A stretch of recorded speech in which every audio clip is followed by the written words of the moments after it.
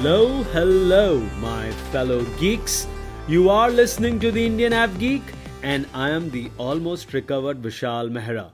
For the first standalone episode of 2025, I have a first time representation from a global airline alliance, and that too, the biggest of them all.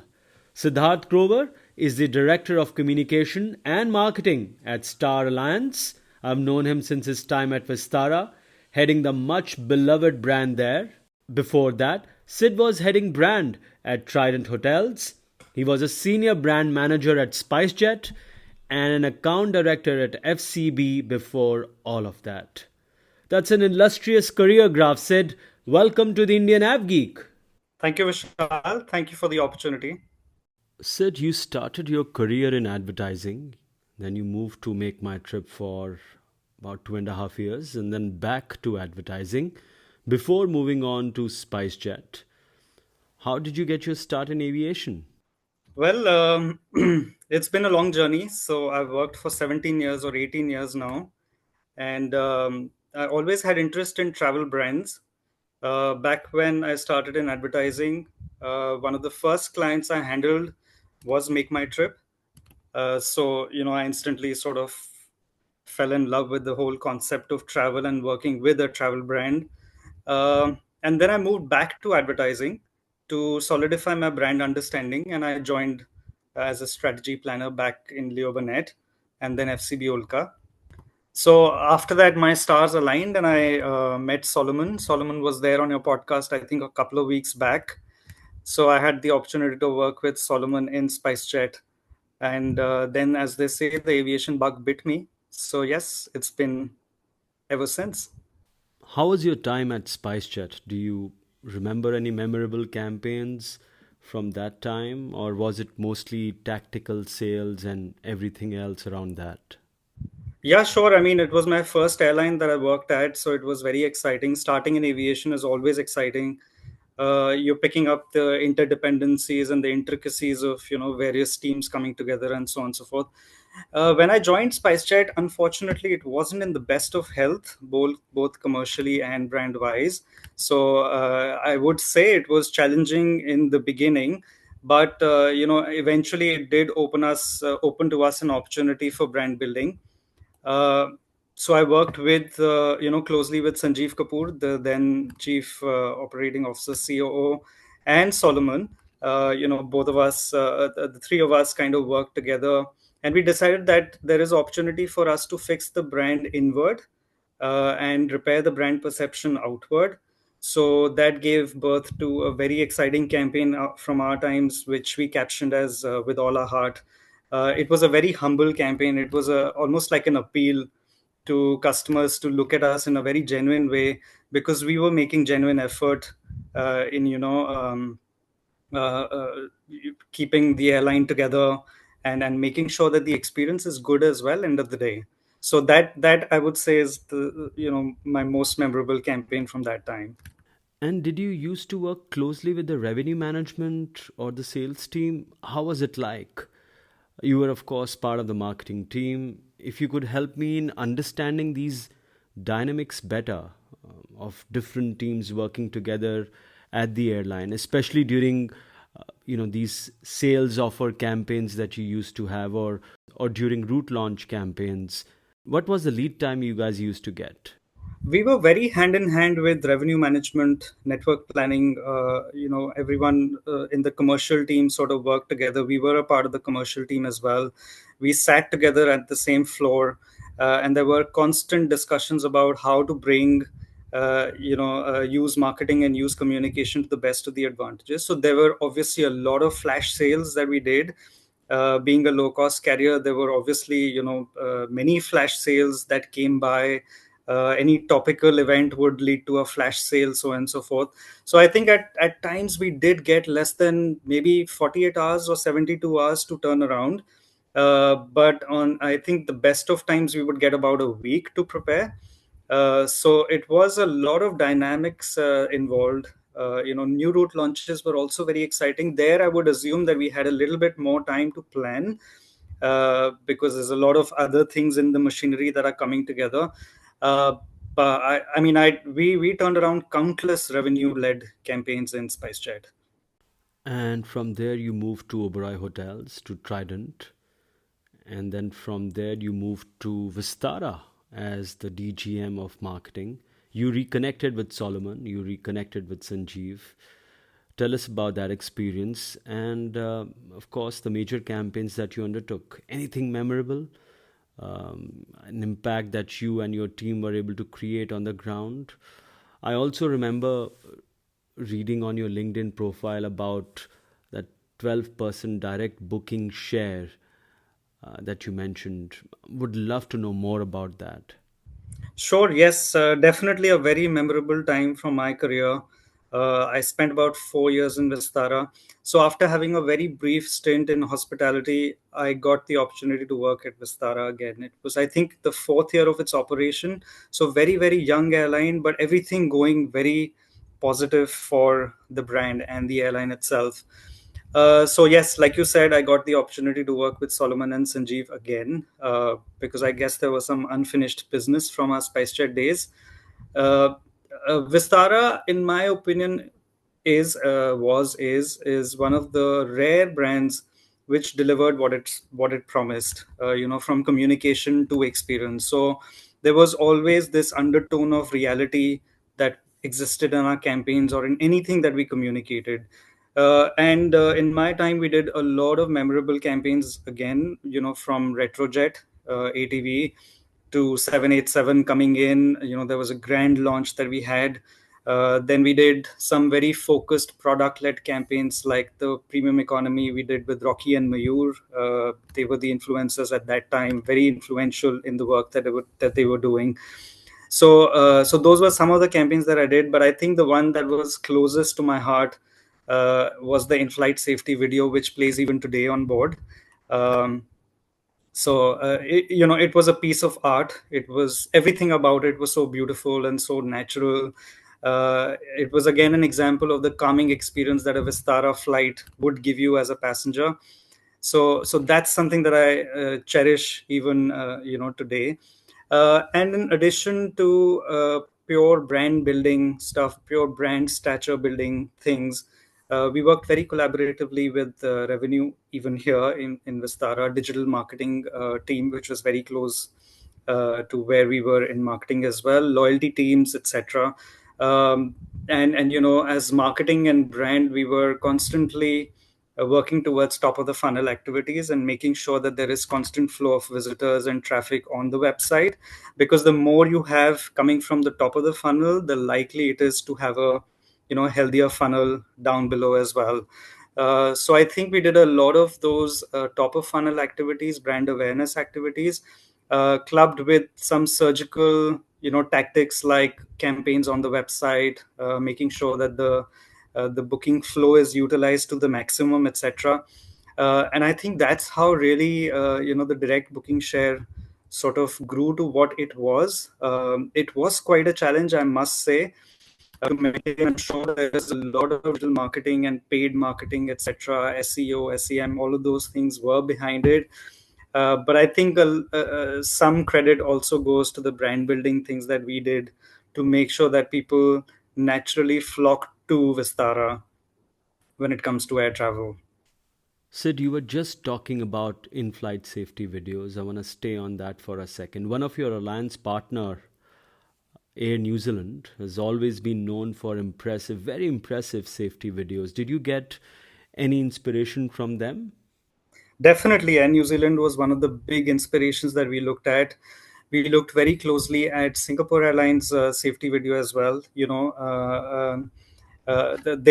brought the Of course, Singapore yeah. girl to life. Of course, Mm. that was a big inspiration. Also, because we were part of Singapore Airlines as well, so that was a natural thing to look at. But we also looked westwards. We looked at some safety videos from British Airways. I remember we looked at ANA as well. A lot. Safety videos gave so much of I think room to be creative, to talk about the airline, to make sure that people understand what it would be like when you're on board. So we looked at various things that were happening on safety video, but I think end of the day, we wanted it to be very close to what Vistara is, very close to the fact that there is an Indian airline, an airline from India that can give challenge to a lot of global airlines in terms of experience. So we wanted to make sure that there is enough Indianness about the safety video as well. And that's what you say as the product. We married technology with yoga, which is India's gift to the world, with onboard experience. This was the first time an in-flight safety video from India went outside of the aircraft environment and showed, we showed picturesque locations of India and so on and so forth. So there was a lot of newness that we got in the in-flight safety video. Yes, indeed. I also feel there's so much organic talkability that a well done in flight safety video can provide. How did the move to Star Alliance happen, Sid? Again, I think my stars aligned one more time.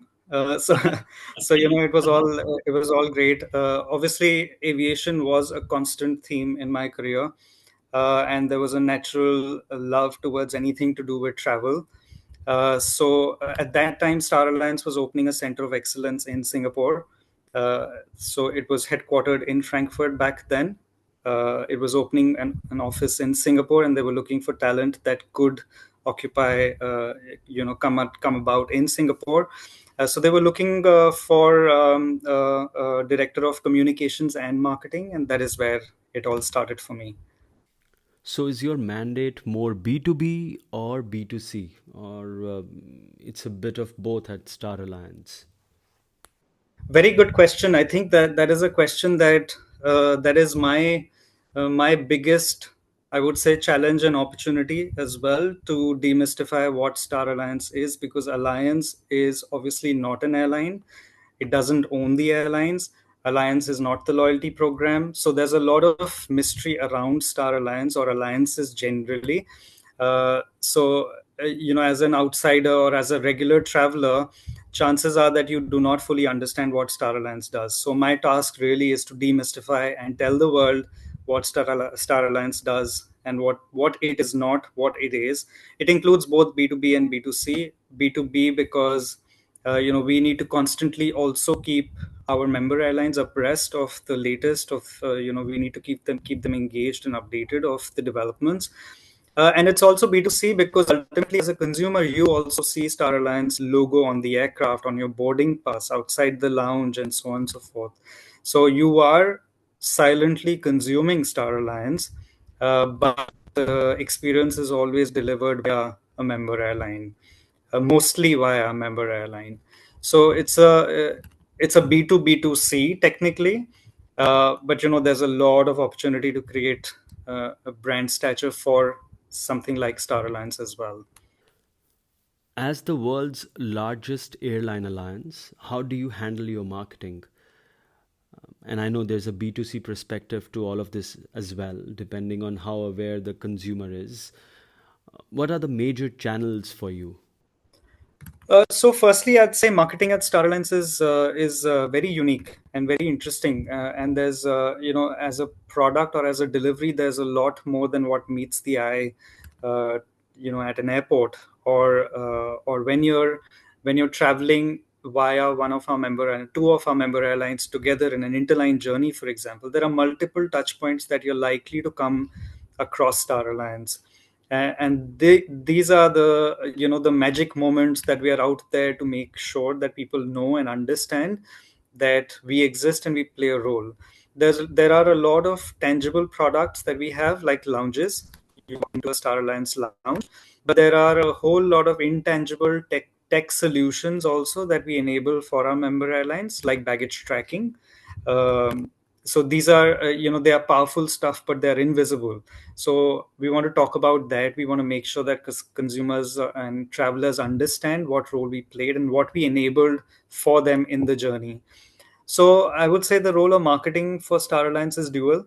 Number one is to keep the brand halo up, is to make sure that people are aware and constantly are fed Star Alliance as a name, and it ultimately leads to more preference for our member airlines.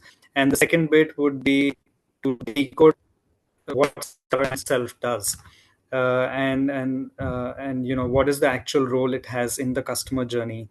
So for Halo creation or for brand building, our member airlines give us access to their platforms where we speak to their consumers. So it's always via the member airlines, uh, and that also in a way means there's a lot of collaboration and consulting that keeps going on with my counterparts in the airlines. So I have my counterparts as marketing heads or marketing directors in the airlines, and we're constantly talking to each other to make sure that our role is also sort of uh, given the full due credit that it requires in the customer journey.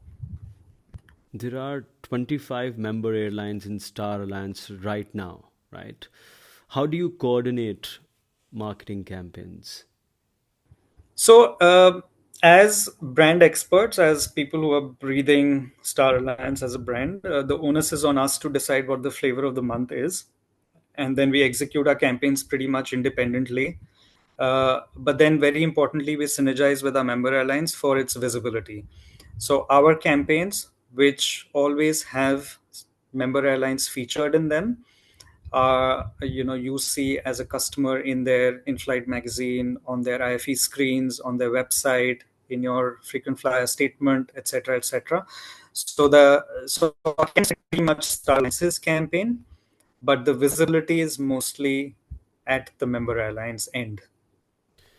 Can you share an example of a successful marketing campaign within the alliance and what really made it work?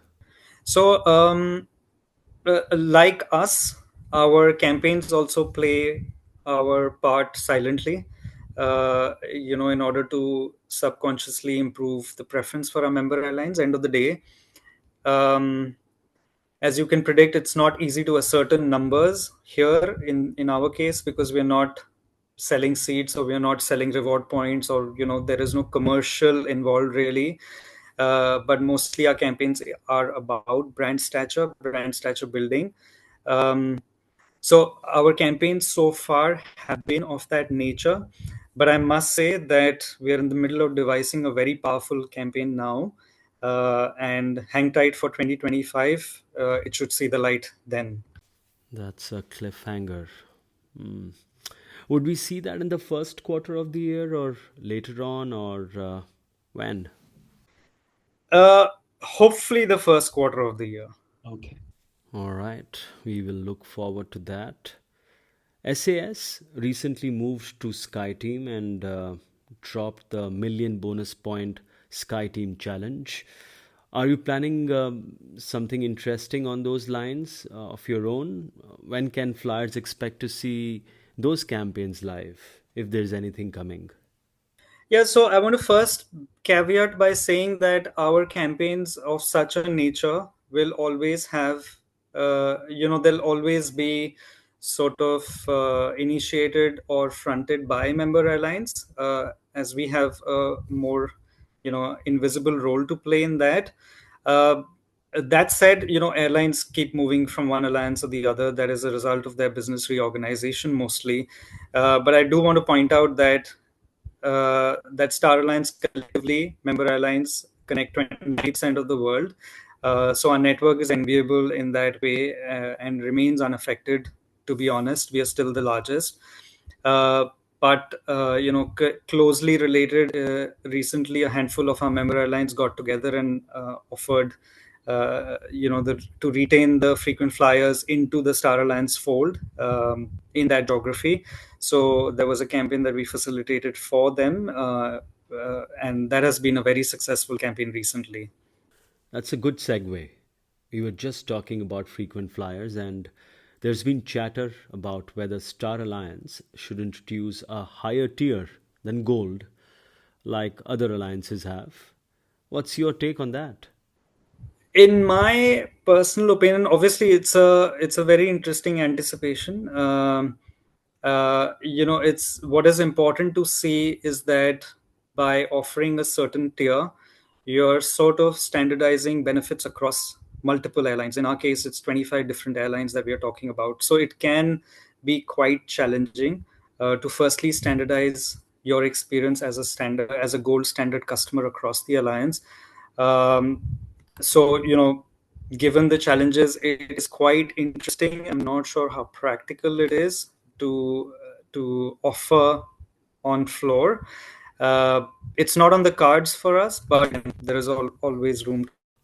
On paper, all your member airlines are full service airlines. Do you think there's room, or does it make business sense to add LCAs also to the mix? Maybe more airlines like Junyao as connecting partners?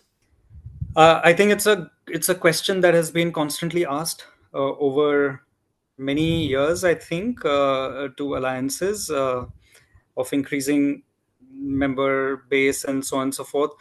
But I think what is important really again to understand, and this is what I picked up as we got deeper into the alliance business, so on and so forth, is that what are the member airlines bringing? They need to bring incremental value to each other, to the network, and to the loyalty base, and so on. So that's very critical. And when you're speaking of standardizing the experience across the alliance, those are the principles on which member airlines come together. So there needs to be incremental value. There needs to be, uh, you know, um, uh, I think incremental value in terms of network, or whether you're adding to the loyalty or the benefits and the perks that the members enjoy, the customers enjoy. So I think the question really fundamentally is whether a certain type of airline is able to do that or not. So therein probably lies the question. For us, we have 25 member airlines. All of them are full service airlines. Therefore, you have standardization of experience across, both in terms of onboard experience and in terms of loyalty experience as well. I was asking that because in so many markets around the globe, you would see a LCC being a number one or a number two player. And at the end of the day, a leading carrier furthers the agenda of the alliance, whichever alliance that may be. In India, of course, Indigo leads by a wide margin, and I know you have a very strong player as one of your member airlines, Air India, now even stronger with the Vistara integration. Or in Europe, there's Ryanair, and I know Ryanair would never get into an alliance. I know it's a very complex operation. Nonetheless, has there been a thought given to partnering with some of the leading hospitality chains in the world to give an even more seamless experience to your flyers? I know some of your airline members already do that. Does it make sense? My question is, does it make sense from an alliance point of view? Till few years back, it was unimaginable to think an airline code sharing with a railway operator, but here we are, and Deutsche Bahn is one of your leading partners across Europe, and there are other rail operators too. So, from an hospitality point of view, do you think there's an alliance level integration possible? Does it make sense, or you'd leave that to a Lufty or a SQ and others to do that? Yeah, I think you said it rightly. It is for the airlines. I think the best way to go about that, because every airline has a different dynamic in their market, priorities and brands in their market that they would like to align with, probably when it comes to hospitality. At the alliance level, probably there is little value that gets added looking at a hospitality partner. Uh, I would say it's totally up to the airlines. And you did bring about a very, I think, interesting development that happened last year, 2 years back with us, when we introduced Deutsche Bahn as our intermodal partner. Technically, we call it the intermodal partner. And obviously, it's been there for a while. Between Lufthansa and Deutsche Bahn, the partnership has run, many years. I think a couple of decades. So that was a very interesting development. We were the gateway. In fact, Lufthansa became the gateway of providing code share, or providing access to their network to the alliance as a whole. So that was a big development for us, but it suits the whole agenda of the alliance. Hospitality, probably not. India is one of the fastest and biggest aviation markets in the world now. Fastest growing major economy also in the world. You have a very strong player, Air India, as your member airline. We just spoke about how it's now even stronger. Are you planning any special initiatives for the market, Sid? Well, it's a very exciting merger. Obviously, Air India and Vistara, probably one of the biggest aviation turnaround stories of all times. and all eyes on that. So we Sorry, wish. Sid, the turnaround is still in progress. Sorry to say Yes, that. yes, I know. Yes, of course it is, and it's But not a but small feat. all of us are rooting for Air India, without a I doubt. know, I know. Everyone is personally and professionally both. So yes, all the good wishes to Air India for this. I do want to reiterate back to your question, the fact that we play a role in at moments when the airlines by themselves cannot. So that is where our role really comes in. So with that said, um, I think in the future, if there are any initiatives that bring us closer to Air India or the Indian market, I'm sure we are certainly equipped to do that. Uh, at the moment, I think there is a lot more that is happening at Air India for now. What are Star Alliance's future plans for the Indian market? Can we see a dedicated lounge like the one you recently opened in Guangzhou? I saw the pictures, it looks fantastic. And I think Guangzhou serves about 10 member airlines. And I know for a fact that Delhi airport sees movement by 13 of your airline members, and it is the biggest international hub for Air India. Do you think there should be a Star Alliance presence at the Delhi airport? So see again, if it's if you look at Guangzhou, for example, it's not a home carrier airport. It's an airport where multiple Star Alliance member airlines operate out of the same terminal. So it makes sense to have a Star Alliance exclusive lounge there, which is accessed by all of them together. At Delhi, obviously, we have a home carrier, uh, and therefore probably it's just best. It is their terrain. It is there are lounges already in the airport, so it's probably just best for the home carrier to operate the lounge and to let it be shared by other Star Alliance member airlines that operate out of Delhi, rather than having a Star Alliance lounge by itself at the airport. So I think again, coming back to the same point that I made earlier, our role gets pronounced where member airlines cannot do by themselves.